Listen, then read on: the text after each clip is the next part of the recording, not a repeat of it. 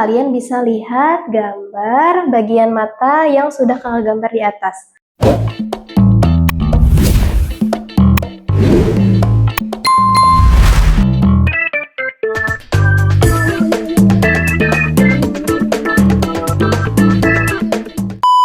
Kita bisa melihat karena adanya cahaya yang masuk ke mata. Mata merupakan indera penglihatan pada manusia. Ada banyak bagian-bagian mata yang akan kita pelajari hari ini.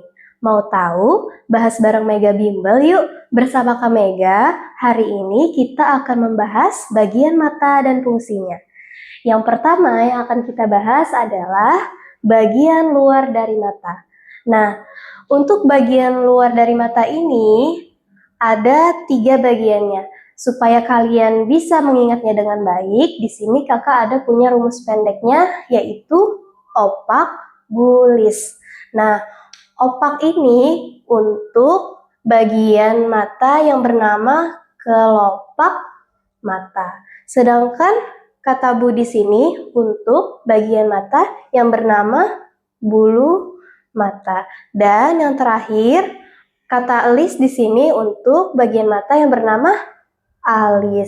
Nah, sambil kakak menjelaskan, kalian bisa lihat di sini ada gambar mata bagian luar.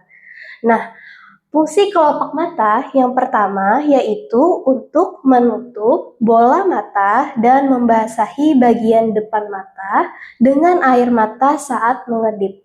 Nah, adik-adik, kalian perlu tahu bahwa kelopak mata manusia itu ada 2 bagian, yaitu kelopak mata bagian atas dan kelopak mata bagian bawah. Nah, kemudian bagian mata bagian luar yang kedua yaitu bulu mata. Nah, di sini ada gambarnya. Bulu mata merupakan rambut halus yang terdapat di tepi kelopak mata. Nah, fungsi bulu mata ini untuk mencegah masuknya kotoran ke mata. Kemudian, bagian luar yang terakhir dari mata yaitu alis. Nah, di sini gambar alis. Alis ini adalah rambut halus yang terdapat di atas mata. Fungsinya untuk mencegah masuknya air ataupun keringat yang biasanya terdapat di dahi kita supaya tidak masuk ke mata. Selanjutnya yang akan kita bahas adalah bagian dalam dari mata. Nah, di sini ada gambar bagian dalam dari mata. Supaya kalian lebih ingat, kakak ada bikin rumus pendeknya, yaitu Nelera Ripil Lensi Konasa. Nah, sambil kakak menjelaskan, kalian bisa lihat gambar yang sudah kakak gambar pada bagian dalam mata ini. Nah, di sini ada kata ne. Nah, ne ini untuk menunjukkan bagian mata, yaitu namanya kornea. Kornea ini merupakan selaput bening yang ada di depan mata. Fungsinya sebagai jendela mata atau tempat masuknya cahaya. Kemudian ada kata lera. Lera ini untuk menunjukkan bagian mata yang namanya sklera. Nah, di sini letak dari sklera. Sklera ini biasanya bisa kita lihat pada bagian mata kita, yaitu bagian yang berwarna putih dan keras. Fungsinya untuk melindungi bagian penting dalam mata. Kemudian ada kata ri. Ri ini untuk menunjukkan bagian mata yang namanya iris.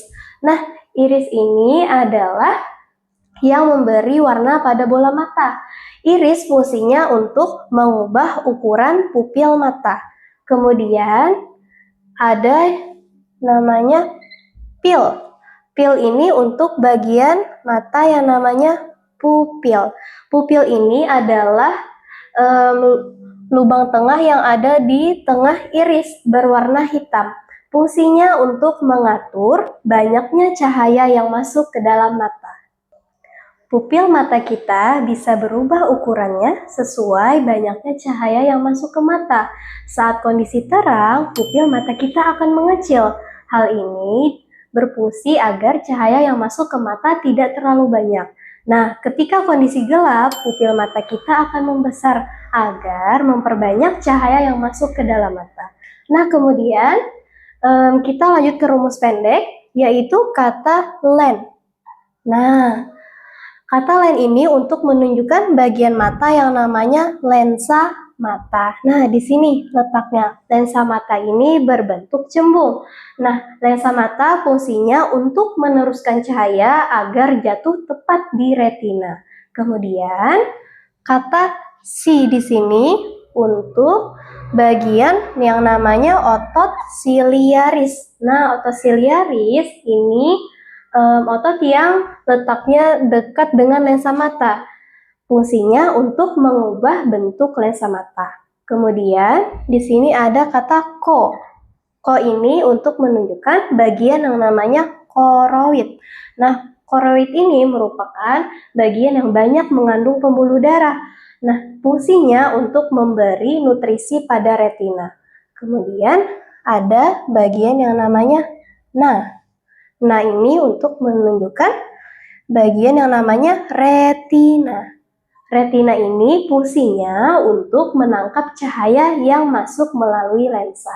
Kemudian yang terakhir ada kata sa untuk bagian yang namanya saraf mata. Nah, di sini letaknya saraf mata. Saraf mata berfungsi untuk meneruskan sinyal bayangan dari retina ke otak. Nah, ini kakak hapus dulu ya materinya. Tadi kita sudah mengenal bagian-bagian mata. Tentu kalian penasaran bukan bagaimana cara mata kita bisa melihat sebuah benda. Nah, proses melihat diawali dengan benda yang memantulkan cahaya ke arah mata kita. Kemudian, cahaya akan masuk ke dalam kornea. Banyaknya cahaya yang masuk diatur oleh pupil.